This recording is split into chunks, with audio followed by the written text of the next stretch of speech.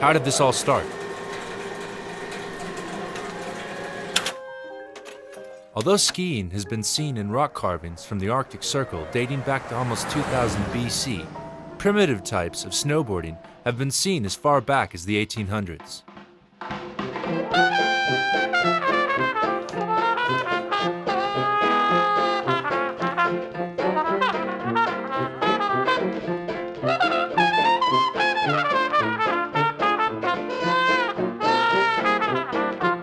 While it's impossible to say who truly invented the snowboard, the first commercially manufactured board rose out of a cold Michigan Christmas day in 1965.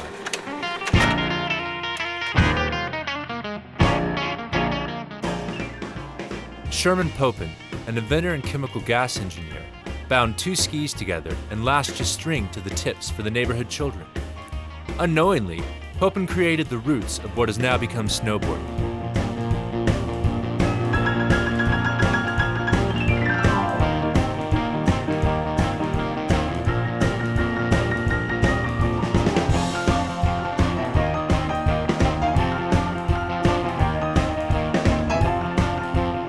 Come the mid-1970s, creativity spread and modified versions of the snurfer emerged all over America. Although never taken seriously, the innovators of the sport eagerly tested materials, designs, and technology.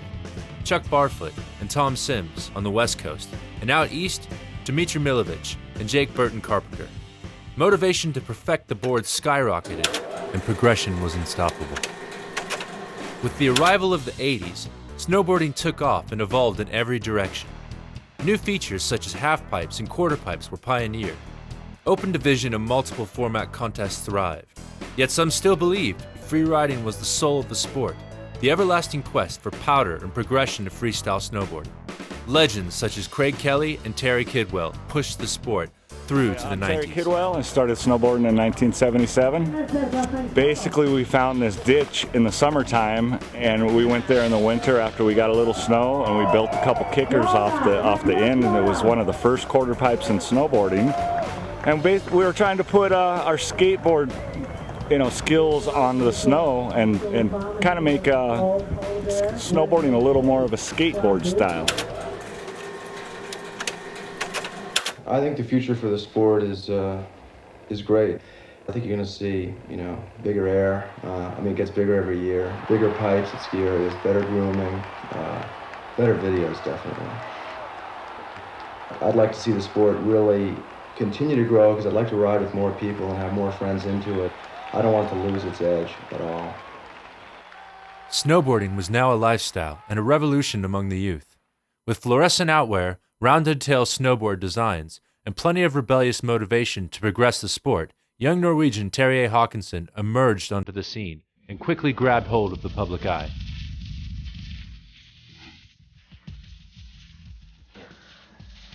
Terje Haakonson. How many years have you been riding for? I've been riding 3 years. How did you start snowboarding? I buy the board. You buy a board? Hey, how much training do you do? I don't know. What do you think of the attitude of snowboarders in general? I don't know. Is there anything you know? No. Did you go to school? No. What's your goal? Get a car. You got a car? That's your goal? All right.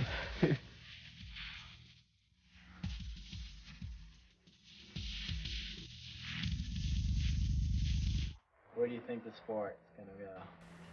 It's gonna go far. It's going to go far? Earning 2 consecutive titles in the ISF World Championships and pushing the sport's limits to the edge, Terje Haakonson had now become the most influential snowboarder in history.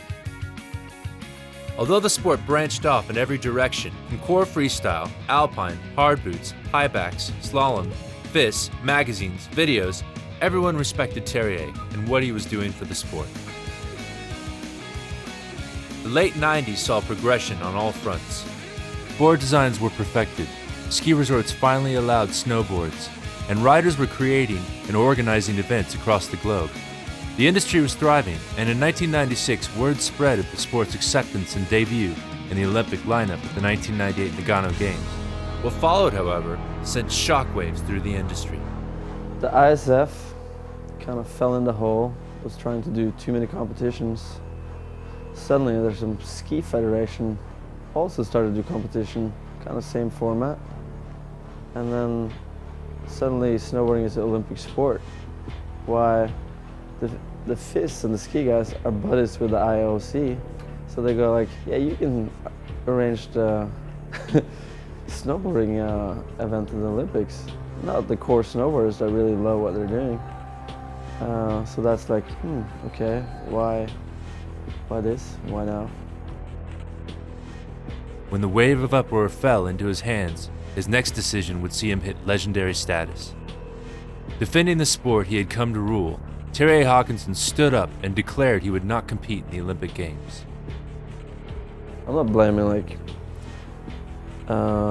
FIS for everything, but like, it's pretty rude what they've done. It was not a boycott, but a personal attitude. In his eyes, the 1998 Nagano Olympics were far from a milestone for the progression of snowboarding. With or without the favorite gold medalist, the 1998 Nagano Olympics awarded the first ever Olympic gold medal to Switzerland's Gian Simon. Snowboarding was forever changed. Although halfpipe riding now had mainstream media coverage and worldwide acceptance, it wasn't until the following year that the sport took a huge step in progression. Terje hosted a contest that would set the benchmark and influence all future rider-driven events. I think everybody's just stoked to be here because it's such an easy-going format. You know, we have time. You know, if it was not sunny every day, you know, we would try to wait for that sunny day.